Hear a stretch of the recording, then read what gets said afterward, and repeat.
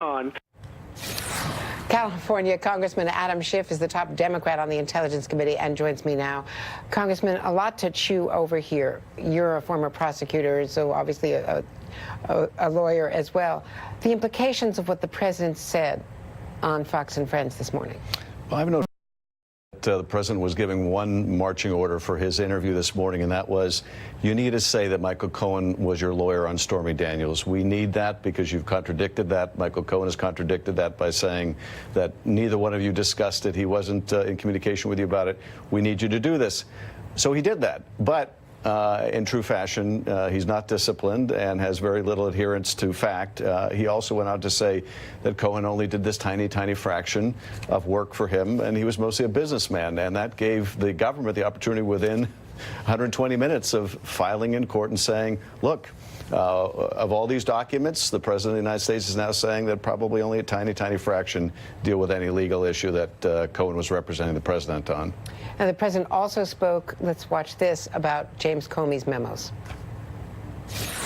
Those memos were about me, and they're phony memos. He didn't write those memos accurately. He put a lot of phony stuff. For instance, I went to Russia for a day or so, a day or two, because I own the Miss Universe pageant. So I went there to watch it because it was near Moscow.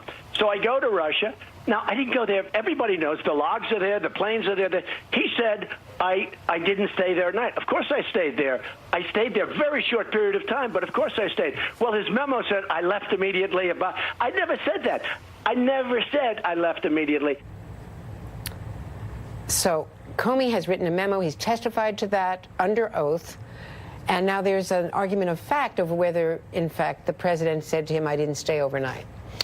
Well, look, the president has no credibility on these issues. He's been shown time and time again to misrepresent things. And I was intrigued by the quotes you played at the outset of the president saying, ask Putin. Well, apparently he did ask Putin.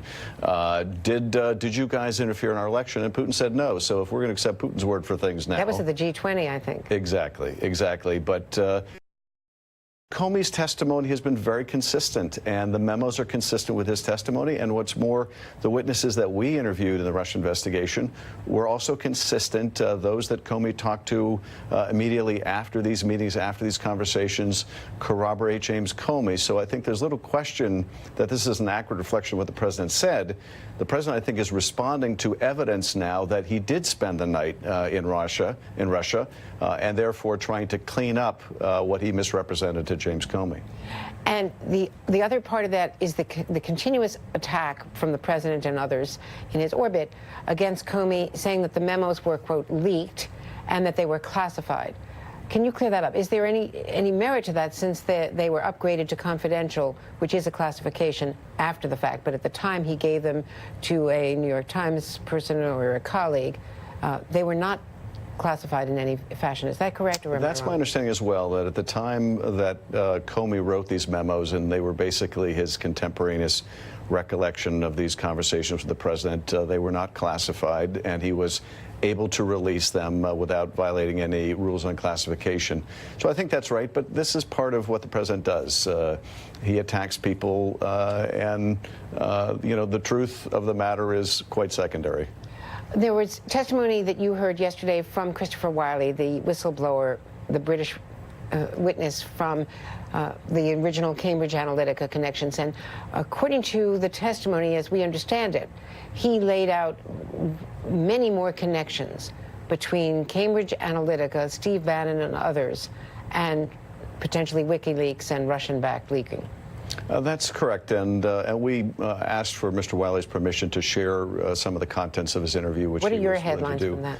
Well, the key takeaways were that there were a number of connections between WikiLeaks, Assange, and Cambridge Analytica, including the fact that they shared the same lawyer. The lawyer that represented Julian Assange and WikiLeaks also represented Cambridge Analytica. So it's not as if they needed to make outreach to a stranger. They had a direct channel to WikiLeaks. And WikiLeaks is connected to Russia, to the Russian intelligence, to all of the Russian actors, bad actors. Yes, and in fact, I think one of the key facts on the issue of collusion, which the president continues to deny, but nonetheless there is significant evidence, is right after that meeting in Trump Tower, where the president's son and son-in-law and campaign manager made it clear they were very interested in Russian help. They were disappointed with what they got at the meeting, but they really wanted the dirt on Hillary Clinton. It was only days later that Julian Assange announces he has received these stolen emails, which we now know he got from the Russians. One new factor since we've last chatted is Rudy Giuliani, and in his representation, we now know that on Tuesday he met with Robert Mueller and team. Are they dangling the possibility again of a Trump meeting with Mueller and team, or do you think that that's just a facade, a charade? Well, I don't know. And how important is it at all to an potential obstruction case? Well, I think it's very important, as the primary issue is intent, and I think Mueller has to press and insist on getting that interview. I also wonder how they handle the conflict of interest that Rudy Giuliani has, because, of course, he was the subject of investigation in the sense that he previewed the October surprise. Said WikiLeaks dump. Well, no, this surprise was the Comey surprise. The Comey reopening, yes, of the investigation into Hillary Clinton's emails. 2 days before Comey made that revelation, Giuliani as much said it was coming. And then after he made the revelation, Giuliani said, see, I told you about this. Now, he walked that back, but that should be part of the Inspector General investigation. And I think James Comey has said that he referred the matter to be investigated. So does this position give Giuliani the opportunity with the president to try to fend off any part of investigation that may implicate whether he had notice from FBI agents in New York or other sources of information about that key development? The webs we weave. Thank you very much.